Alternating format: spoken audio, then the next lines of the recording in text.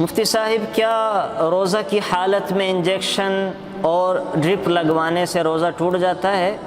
یاد رکھیں، اس مسئلے میں بہت سے لوگوں کو غلط فہمی ہے۔ روزہ کی حالت میں انجیکشن، ڈرپ، گلوکوز چڑھوانے سے روزہ نہیں ٹوٹتا، مکروہ بھی نہیں ہوتا۔ روزہ ٹوٹتا ہے جب کوئی چیز انسان کے قدرتی رستوں سے، ناک سے، منہ سے، حلق وہ معدے میں یا دماغ تک چلی جائے تو تب تو روزہ ٹوٹتا ہے۔ لیکن مسامات کے ذریعے یا رگوں کے ذریعے کوئی چیز انسان کے معدے تک چلی جائے تو ایسی صورتحال میں روزہ نہیں ٹوٹتا۔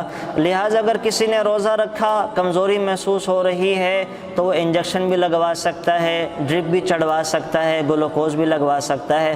تو کسی بھی قسم کا انجیکشن لگوانے سے روزہ نہیں ٹوٹتا، روزہ بالکل درست رہتا ہے۔